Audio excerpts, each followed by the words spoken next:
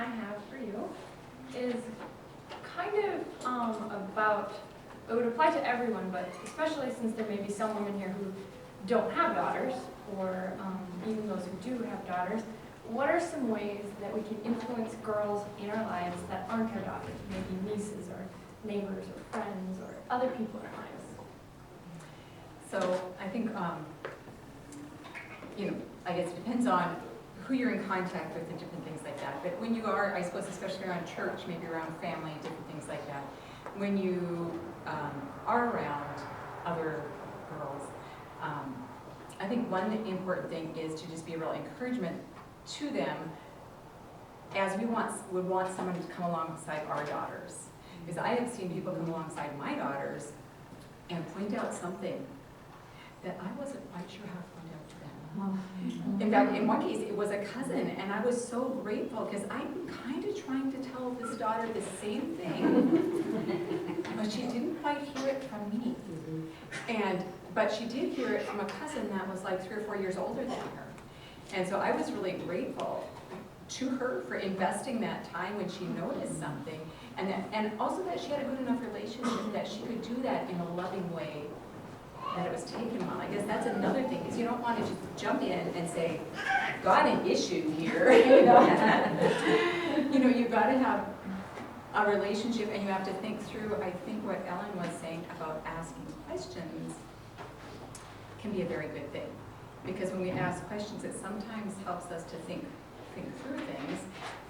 And also, sometimes it's more information, and I might give the information differently than you might give the information. And it seems like sometimes, we don't all get it at the same time.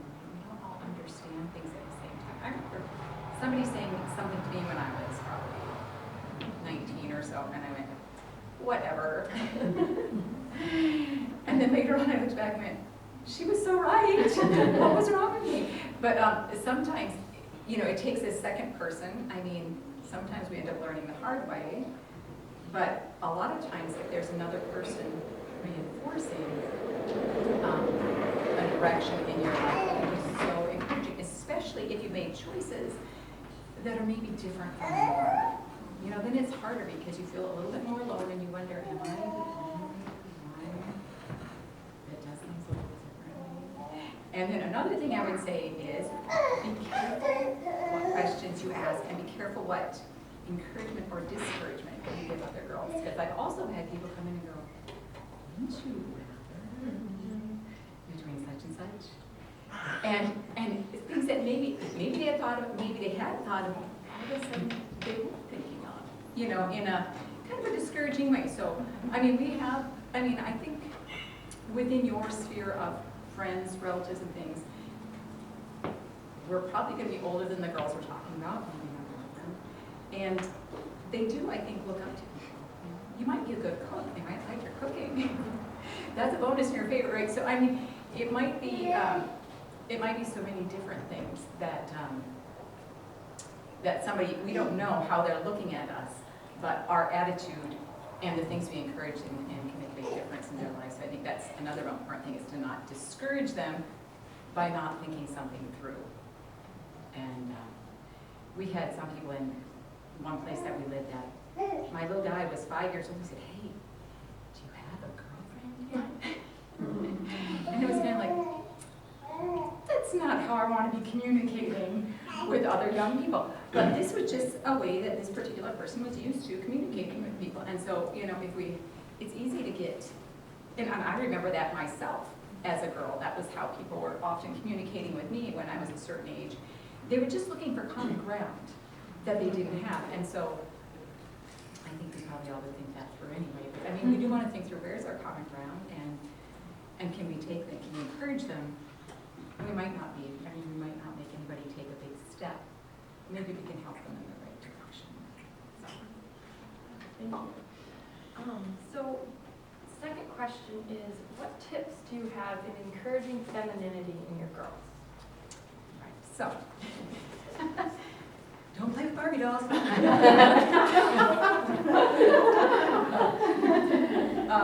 Well, I want to just read one little thing from this book here that was real encouraging to me. And this would just go on, embrace being a woman. That's what God gave us. And this is from the book, Let Me Be a Woman by Elizabeth Elliot. She says, we're called to be women. The fact that I'm a woman does not make me a different kind of Christian, but the fact that I'm a Christian does make me a different kind of woman. For I've accepted God's idea of me, and my whole life is an offering back to Him of all that I am and all that He wants me to be. And so I think that's, when we think of femininity, it's so mixed up in our society. We think it's showing certain parts of our body has become kind of part of what's feminine. Or, it's just, it's all mixed up. Just want to go from a worldly perspective. And it's a beautiful thing that God made us different. And it's a beautiful thing that He made us with different strengths and weaknesses and with different abilities. People like to look at the person that can be the strongest woman, that there could be, and say, see, women can be just like men, but that's not what God designed us to be. He didn't make us the same, and if we are forcing our body into being like a man's, that's going to have some consequences, even just physically for us, because we weren't meant to be that way. And so I think one important thing is just embracing the fact that God made us women, and that it's not the same as being a man. And that another thing is that it's a beautiful role, the supportive role of women is a beautiful role. And what example do we have of somebody that took that role, honestly, the role of humility or the role of submission? That's the role that Jesus took all throughout His ministry, even though He was God. He chose to be in the submissive to the Father role while He was on this earth. So it's not like we're taking a role that nobody's ever taken before, or that it's a degrading role, or that there's something less about us. But I think really one of the biggest things is to embrace it ourselves as being what God made us. All right, so the next question is, some girls are naturally more dainty, and some are more adventurous. Football with the guy at that party. Yeah, that was totally awesome. Playing with the guys is always so much more fun than playing with the girls. Did you see how I tackled that Josh got on the ground in football? That was awesome. Excuse me, ladies, we're having an interview here. Oh, cool. Sorry. I'll answer some questions. Actually, I'm interviewing Mrs. Mitton here. We're talking about femininity in girls. Well, that's kind of just like what we were just talking about, Jess. It is? Yeah, we were talking about how you were playing football at that party, and you even tackled that guy to the ground. That doesn't seem very feminine or ladylike, if you ask me. Yeah, well, my mom says the same thing. The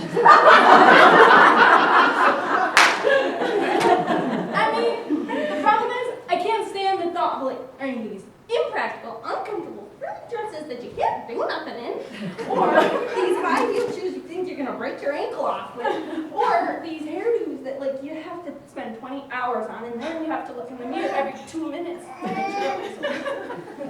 Well, it doesn't necessarily have to be like that. I'm wearing a nice dress today, but you can still find feminine clothing that is comfortable and... That does sound similar to what we've been talking about. I just remembered what we even came in here for. Penny was going to play her recital piece, and I was going to turn the pages for her, so... I think we're in the middle of an interview, so let's just do that later. Oh no, I'm sure these guys want to hear your piece first, right guys? See? Yeah, just to make sure.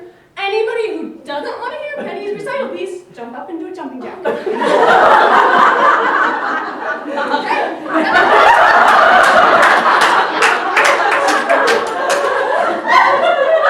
outnumbered. I could probably tackle her. Sorry, you'll have to bear and listen.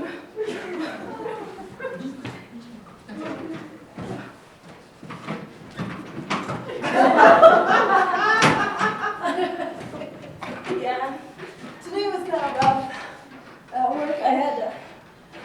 my coworker, Sally, because she was being really dishonest with our boss, and I had to talk to her about it. It's stressful. Yeah, wow, that would take a lot of courage. I don't know if I would have been that brave. Yeah, well, even for me, it would have been easier to just keep my mouth shut. Wow. Gotta do what's right. Well, good for you. All right, ready to turn the Yeah. pages for me?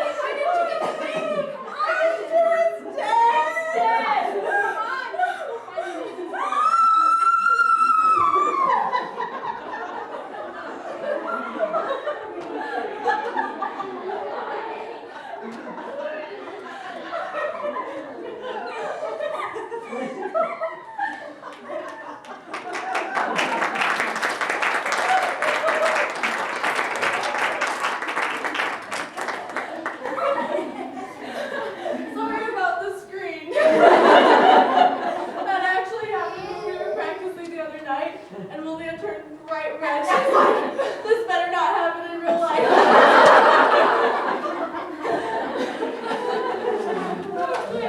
Well, that skit kind of showed an example of some kind of extremes, and the one girl had the bravery down at the end, and she wasn't afraid when the baby was in danger to attack the spider, and she kind of put her fears aside and did what was right, but yet she totally didn't have any ladylike manners or anything. And the other girl seemed to have a ladylike presence, but yet when it came down to bravery and courage, she totally failed in that area. So how do we teach girls to have both the femininity and the courage and bravery?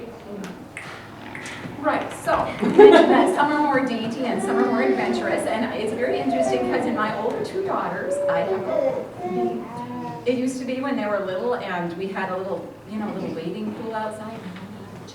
Run as fast as you could and leap into the pool. And my other daughter would run out and go hop into the pool. You guys guess which was which? And it was just very interesting to watch because, they were just 2 and 4 and from the get-go, we can see it. And I will say that you guys know I was jealous of the boys when I was little. There were a lot of things I just didn't think were quite fair because I wanted to do it. And so for me personally, it was also very interesting. They were glad for me at camp when I killed the mice. I managed that one. Even though I don't like mice, I don't chop when they're small. And now that I have boys, still at the moment, I totally let them take care of them. But so I think there are things that we can do that,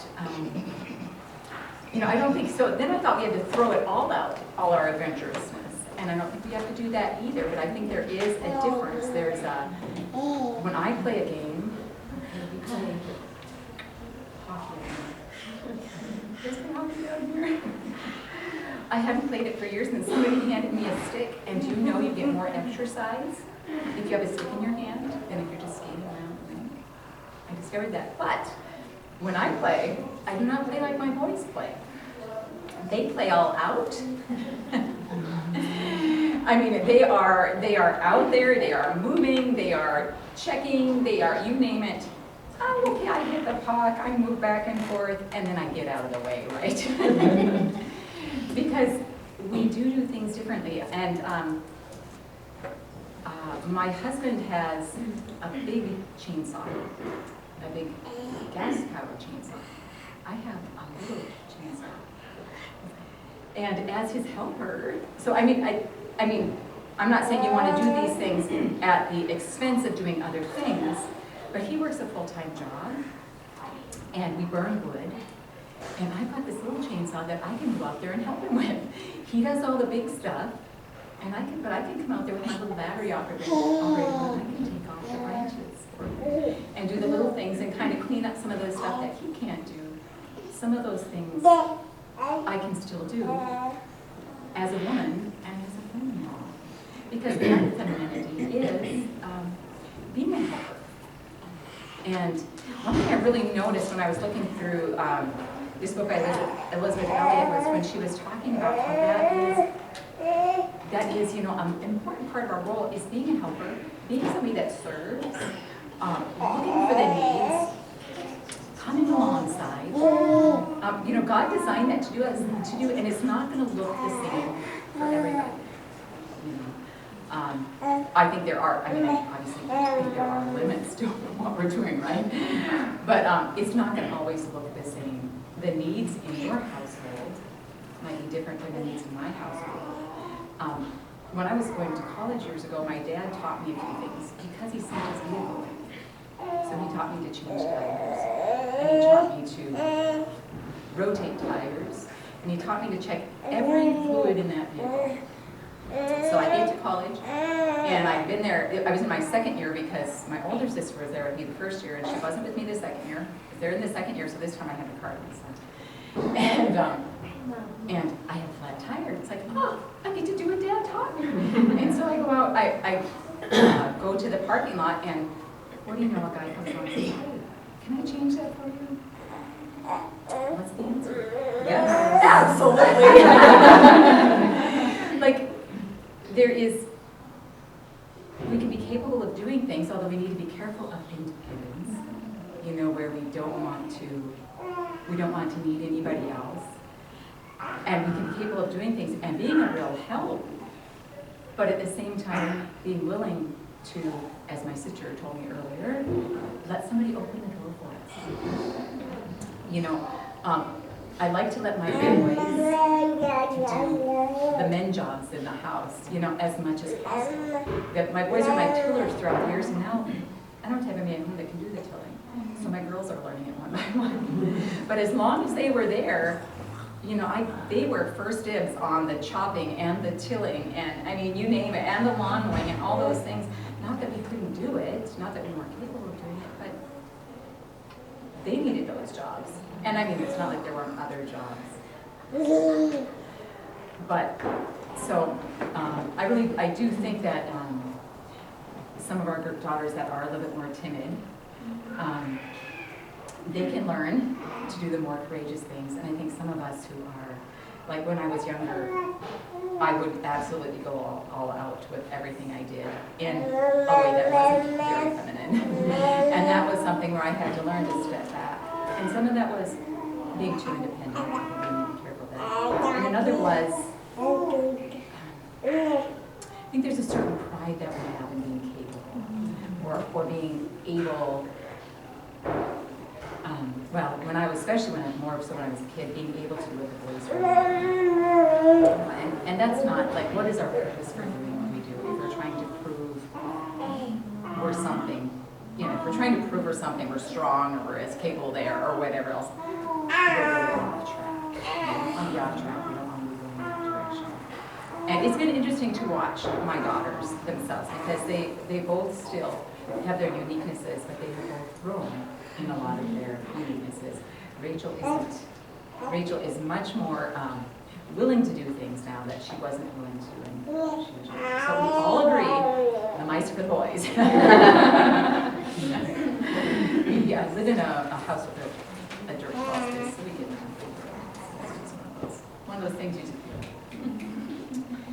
But and again, I think a real important thing is to, you know, embrace what God made us to be. And not to think that all of our jobs fit in the box. We want to be doing well our cooking and our cleaning and all of our household things. But there's also gardening and other things that come along the way that can fall into our scope. But again, I never want to get to the point where we are overstepping our bounds and husband wants to be mowing the lawn and it's already done, you know, or whatever it is, you know what I mean? We want to be the helpers that are helping, not discouraging or not taking jobs somebody else would want to be doing. On the other hand, my husband sometimes asks me to do some of those jobs because he's had to work overtime or something else has come up and we don't have boys at home to do them anymore.